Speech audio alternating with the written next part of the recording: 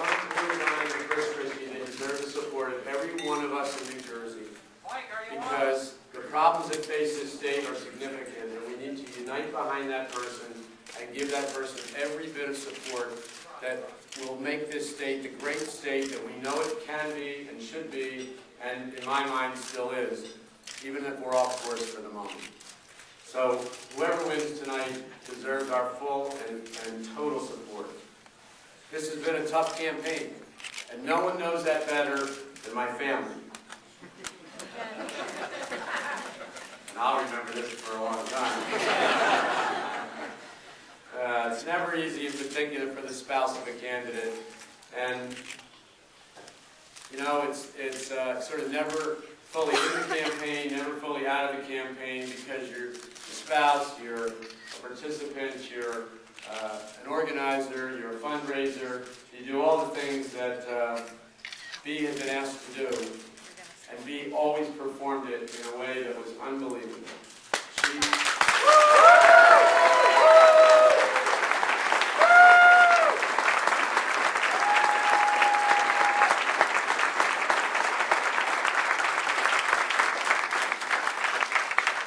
Really, no one knows how B is a longtime professional in her own right, as many of you know.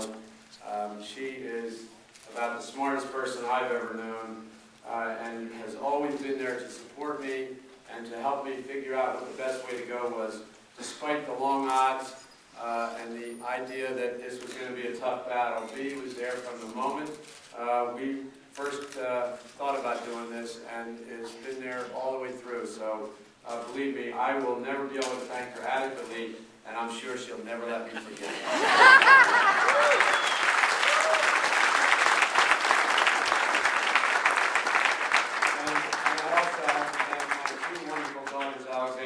You know, after graduating from Columbia University and spending a few years in marketing and advertising in New York, Alexandra put her career on hold to join this campaign basically as a deputy campaign manager. And she brought an energy and enthusiasm that was indefatigable. Just ask anyone in this campaign who hesitated in the slightest way when Alexandra asked them for their support. She was relentless. People begged for forgiveness and promised to vote for her. They promised to vote if she'd just leave them alone. She even got out-of-staters to promise that she didn't move here. But seriously, anybody would be foolish not to want someone like her to take a leadership role in their organization. She's been really fantastic. And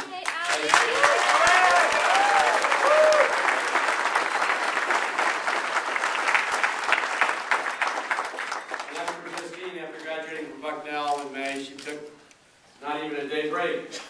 We put her on the campaign trail right away. She said, "I want to sleep in." No. I just graduated, I don't care. You need to look for a job, you have one. You're not getting paid. But focusing mostly on helping the volunteer effort and many of the day-to-day administrative activities, she was the solid rock in our small but dedicated staff. She was always positive, always cheerful, a great observer of the pulse of the campaign. And any of you who read her blogs, and I don't know if she was able to keep up throughout the whole campaign, but they were the highlight of our website for a long time. I would get people commenting on it in most places I went. And with her degree in early childhood education, she's going to be a great inspiration for students when she gets back to searching for her job and beginning her teaching career. And she too was just terrific and just something I will never forget.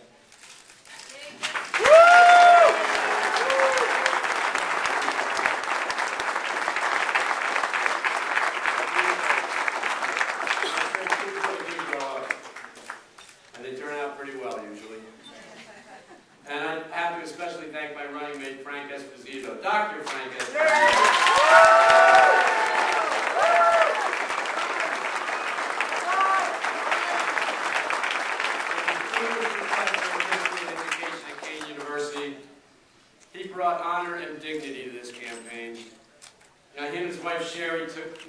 took up the torch of independence with great enthusiasm and hard work. I'm only sorry that we couldn't have won this campaign and given him the opportunity to share statewide the skills and talent that he brought to both education and higher education throughout his career. It could have energized education in New Jersey, and I certainly hope that he will continue to serve whenever asked by a governor of either party or an independent governor, should there be one.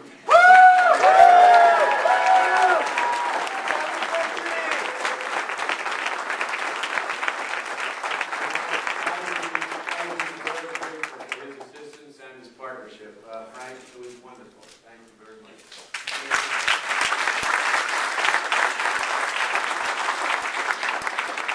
And to my staff, the long hours that they put in, the dedicated work and sleepless nights, no one could have imagined that such a small group of people could have the kind of broad impact, not only here in New Jersey, but you saw it across the country. People were talking about what we were doing here and the things that we were saying, the ideas that we had, and the fact of how important it is to step up and talk seriously and substantively about the issues that face this state and this nation. We had people that were really, as I said, it's kind of the, collectively it was the mouse that roared. If I named one, I'd have to name them all. Everybody in this campaign, from particularly the people who began at the very beginning from as I was going to start to name people, and I know let me just say, everyone in this campaign that took part in this campaign knows how deeply honored I am for them to have taken part in it and helped me, from family and friends and neighbors, people who were paid, people who were volunteers. The people in this campaign were among the most dedicated and professional people I've ever worked with. I'm truly grateful, and I think New Jersey ought to be grateful for their work.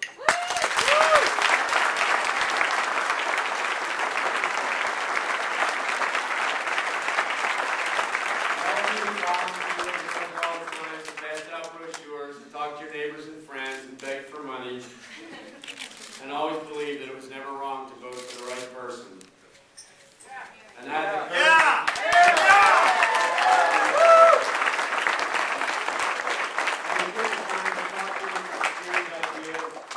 and to talk on and to go on the campaign trail as often as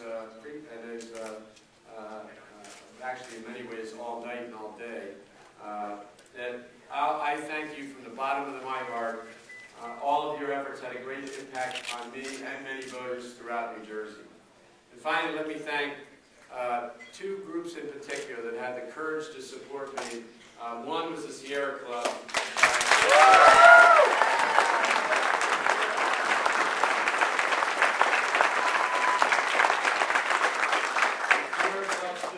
Gave me an initial level of credence and credibility to this campaign that was very helpful. Hopefully it was because they honestly believed that we could win and that it was the right thing to do. And I thank Jeff Tittle and all the people who were involved in the Sierra Club. And also, you know, the organization that had some of the most courage was the Star Ledger.